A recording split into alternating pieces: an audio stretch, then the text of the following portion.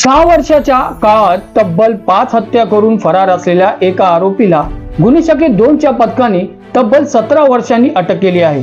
त्याने 2002 मध्ये पश्चिम बंगालमध्ये आपल्या कुटुंबातील चौघांची तर 2008 मध्ये वसईच्या मित्राची हत्या केली होती।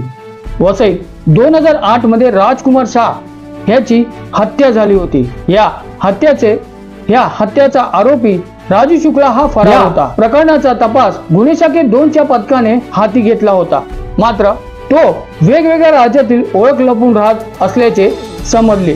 पोलिसांच्या पथकाने बिहार राज्यातील सारंग जिल्ह्यातील छपरा तालुक्यातील याच्या मूळ गावात गेले होते। तो गावातील अनेक वर्षापासून आला नसल्याचे त्यांच्या जवळच्यांनी सांगितले।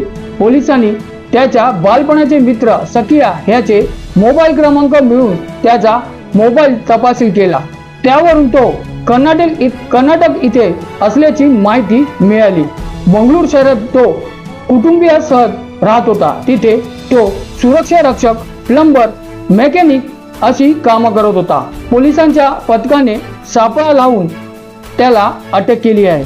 या सगळ्याची कामगिरी पोलीस उपायुक्त अविनाश अंबुरे, गुन्हे सहाय्यक पोलीस आयुक्त मिलिंद बल्लाल, गुन्हे शाखेच्या मार्गदर्शनाखाली गुन्हे शाखे 2च्या पथकाचे वरिष्ठ पोलीस निरीक्षक समीर आहिरराव, सहाय्यक पोलीस निरीक्षक सोपान पाटील, सागर शिंदे, पोलीस उपनिरीक्षक अजित गीते, सहाय्यक फौजदार रमेश भोसले, मुकेश पवार, संजय नवले, सचिन पाटील आदी पथकाने तांत्रिक विश्लेषण करून याला अटक केली आहे।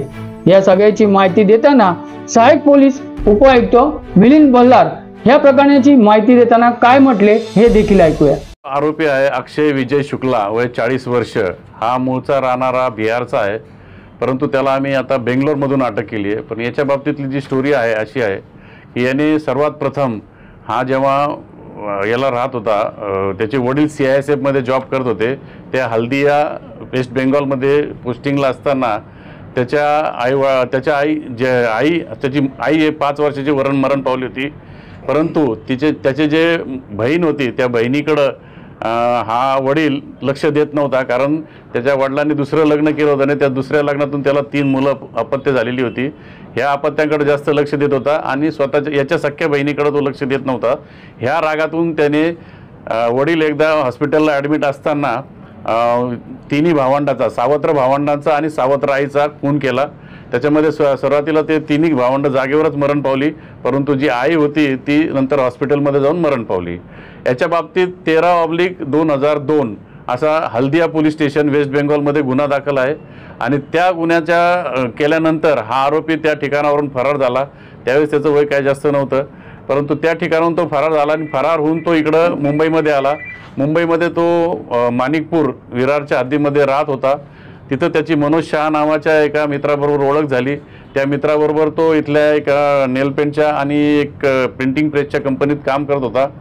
तिथं काम करत असताना त्यांनी काही जागा घेतली या दोघांनी मिळून आणि तिथं घर बांधलं आणि ते घर बांधल्यानंतर त्या घरात ते शेजारी घरं बांधले ते मनोज शाह त्यांनी, आणि ते घराच्या जी भिंत जी बांधलेली होती कॉमन, त्या भिंतीवरून त्या दोघांमध्ये वाद होता।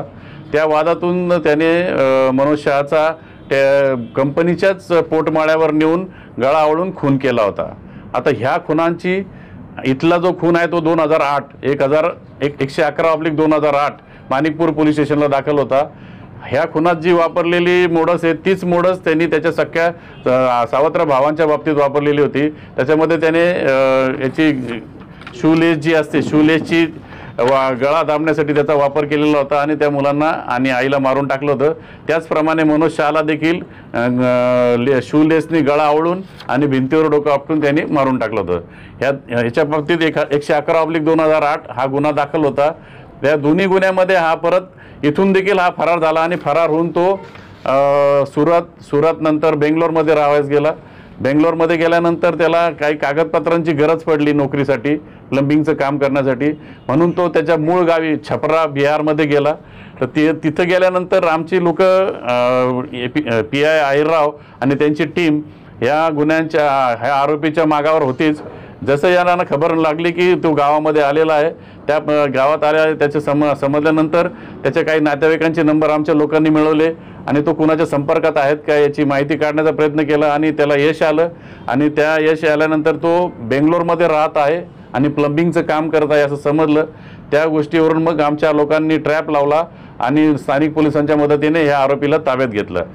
आरोपीला ताब्यात घेतल्यानंतर त्यांनी इथं आल्यानंतर आपल्या गुन्ह्यांचा तपास याच्याबाबत माहिती दिलीच. त्याचप्रमाणे त्याने 2002 साली जो हल्दिया जो पश्चिम बंगालमध्ये गुन्हा केला होता मर्डरचा, 3 मुलं आणि 1 आईचा, त्या चौघांचा देखील गुन्ह्याची कबुली दिलेली आहे. हा जो आरोपी आहे हा त्याचा पहिला गुन्हा पचलेला असल्यामुळं त्यांनी हा दुसरा गुन्हा करण्याची डेअरिंग केलेली आहे. अन्य कुठे कोणत्या पोलीस स्टेशनमध्ये नाही, याच्यावर आतापर्यंत आपल्या तपासात ह्या 2च पोलीस स्टेशनला, एक पश्चिम बंगालमध्ये आणि एक आपल्याकडे माणिकपूर येथे गुन्हे दाखल असल्याचे निष्पन्न झालेलं आहे. आणि याच्यात आम्ही आता त्याच्याकडे तपास करत आहोत. त्याचा 7 तारखेपर्यंत पोलीस कस्टडीचा रिमांड मिळालेला, 27 तारखेपर्यंत पोलीस कस्टडी रिमांड मिळालेलं आहे. आरोपीने वेगवेगळ्या ठिकाणी जाऊन वेगवेगळे नाव वापरलेले आहेत. त्यांनी त्याचं नाव निरंजन कुमार उर्फ रंजन उर्फ राजू उर्फ अक्षय विजय शुक्ला असं त्याचं नाव आहे. आणि त्यांनी आता आधार कार्ड जे बनवलं ते अक्षय विजय शुक्ला या नावाने बनवलेलं आहे. या गुन्ह्यामध्ये अजून कोणाची मदत घ्यायचं का? नाही, ह्या गुन्ह्यामध्ये